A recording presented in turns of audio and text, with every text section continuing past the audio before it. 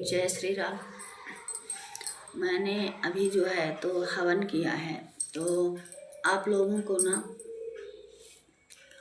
क्या है कि हम लोग जो है तो दीपक तो सभी के घर में जलता है, और कार्तिक के महीने में जो है तो दिए की संख्या भी बढ़ जाती है। जैसे कि मेन गेट, ऐसे तो जलाना तो 12 महीना चाहिए, पर कार्तिक के समय पर जो है तो अधिकांश घर में मेन गेट पर दीपक जलता है, भगवान के मंदिर में दीपक जलता है, तुलसा जी के चौरे पर दीपक जलता है। अब सवाल ये उठता है कि इन सभी जली हुई बत्तियों का हम क्या करें। ये देखिए, जैसे कितने भी अच्छे से दीपक जलेगा पर थोड़ा सा तो बचता ही है।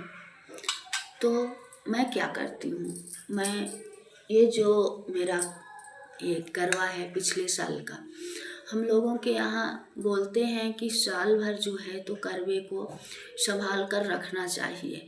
तो अब इस साल मैं इसको जो है तो किसी या तो नदी में प्रवाहित कर दूंगी, क्योंकि बोलते हैं कि करवा में माता गौरी का वास होता है, इसलिए इसको संभाल के रखना चाहिए और इसकी पवित्रता जो है उसे बनाए रखना चाहिए। आप इसको पॉट के तौर पर भी इस्तेमाल कर सकते हैं, जैसे छोटे छोटे आपको पौधे लगाना है तो आप इसमें लगा सकते हो, और या नहीं लगाना है आपको तो इसमें एक करवा आप चावल गेहूँ कुछ भी कोई सा भी अनाज भर लीजिए किसी बड़े पेड़ के नीचे। जैसे बड़ का पेड़ हो गया, पीपल का पेड़ हो गया, आम का, मतलब कि जो पेड़ है आप किसी भी पेड़ के नीचे इसको रख सकते हैं। तो जो इसका अनाज है वो पंछी खा लेंगे और वहाँ पे आप इसको छोड़ दीजिए। या तो फिर आप एक चीज़ और कर सकते हो, जैसे अगर आपके यहाँ साल भर नहीं रखाता है तो इस साल जो है तो इस साल का मेरा ये करवा है। तो अगर आप साल भर नहीं रखना चाहते हो तो इस पर जो है तो आप इस करवे को आप शिव मंदिर में, किसी भी शिव मंदिर में आप इसमें कुछ भी भर सकते हो। आप इसमें एक करवा शक्कर भर सकते हो, मखाना भर सकते हो, और ड्राई फ्रूट भर सकते हो, किशमिश, मतलब कि जो भी आपका बजट है, जैसा भी है। कुछ नहीं है तो आप एक करवा चावल भर सकते हैं और इसको मंदिर में ले जाके माता पार्वती के पास इसको छोड़ सकते हैं कि हे माँ, मैंने पूजा कर लिया है और अब मेरे सुहाग की रक्षा की जिम्मेदारी आपकी है। और इसमें कुछ पैसा ज़रूर रखें, 11-21, जो भी आपकी आर्थिक स्थिति हो। तो जो वहाँ के पंडित हैं मंदिर के, वो जो करवा का सामान है यूज कर लेंगे। हमारे घर से करवा चला गया, हमने मंदिर में रख दिया, उसके बाद क्या होगा वो माता की मर्जी। तो इस तरह से एक उपयोग ये भी हो जाता है करवे का कि मंदिर में रहता है और इसका उपयोग भी हो जाता है। तो अब मैं इस साल इस करवे को जो है तो क्योंकि बत्ती रखती थी तो ये अभी क्या है कि इसमें तेल घी लगा हुआ है, तो इसमें को मंदिर में तो मैं नहीं रख सकती हूँ। तो इसको मैं साफ करके या तो इसमें अनाज भर के किसी पेड़ के नीचे रखाऊंगी या तो फिर नदी में इसको प्रवाहित करूंगी। अब इस करवाए को हटा के मैं इस साल इसको रखूंगी, क्योंकि क्या है कि साल भर रखना है तो अब ये रहेगा।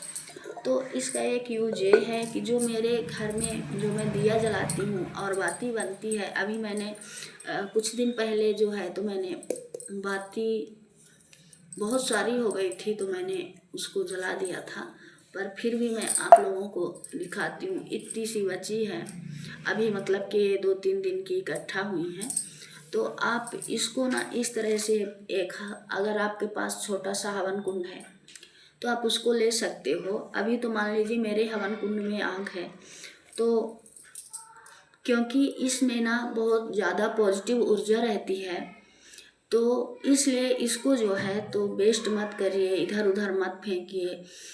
इससे क्या होगा कि अगर आप जल में प्रवाहित भी करते हो तो तेल की वजह से, घी की वजह से जल जो है उसकी, मतलब कि वो भी बोलते हैं कि जल में नहीं प्रवाहित करना चाहिए। वैसे पहले जो था तो जल में ही प्रवाहित करते थे, पर आज जल की शुद्धता को ध्यान में रखते हुए तेल घी की बाती है तो हम जल में नहीं प्रवाहित करते हैं।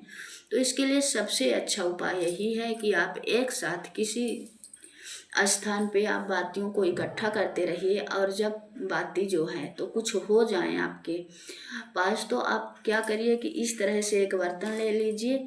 अगर इतना बड़ा नहीं है तो आप छोटी सी दिया भी ले सकते हो इस तरह से, और इसको जो है तो इसमें आप डाल के जैसे मैंने इसको इसमें इस तरह से डाल दिया और आग जो है तो थोड़ा धीमी पड़ रही है, तो आप जो है तो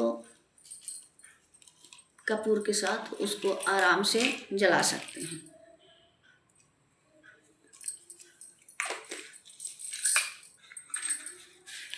और इसकी ना जो राख है एकदम छोटी, थोड़ी सी राख इसकी बचती है, तो उस राख को आप किसी भी आपके घर में जो भी प्लांट लगे हुए हैं, वो चाहे गमले में ही क्यों ना हो, तो इसकी जो राख है आप अपने प्लांट में किसी भी गमले में, थोड़ी सी राख बचती है, आप उसको पेड़ के जड़ में डाल सकते हैं। या आपके घर में गमले नहीं हैं तो आप घर के बाहर भी, जो आपके घर के बाहर पेड़ हो, आप उसमें भी डाल सकते हैं।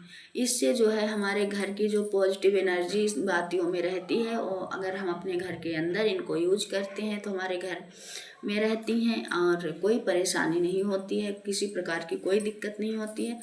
और ये मतलब मेरे हिसाब से तो बेस्ट है, क्योंकि मुझे ना इधर उधर, पहले मुझे भी नहीं पता था तो मैं भी बर्तन वर्तन साफ करती थी, तो कई बार क्या होता था कि डस्टबिन में भी बाती चली जाती थी, तब मुझे ज़रूर बहुत ख़राब लगता था कि मैंने पूजा की थी और ये बाती जो है डस्टबिन में चली गई।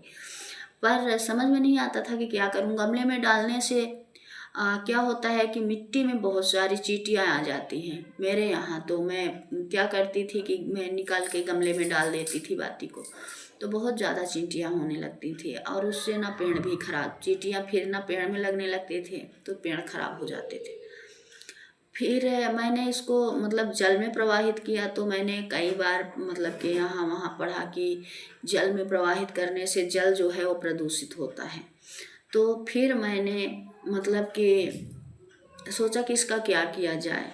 तो एक बार मुझे मेरे सामने मतलब कि वीडियो आया, तो मैंने उसमें देखा, तो मुझे ना ये चीज़ बहुत पसंद आई और मैं काफ़ी समय से इसको कर रही हूँ। तो मुझे लगा कि एक बार आप लोगों को भी बताना चाहिए, आपके घर में जो भी आप दीपक जलाते हैं उसकी बात इधर उधर मत फेंकिए, इस तरह से जो है तो आप उसको जला के आप अपने घर के, ये जो मैं हवन करती हूँ ना, तो मैं सच बताऊँ, मैं हवन की राख भी नहीं फेंकती हूँ।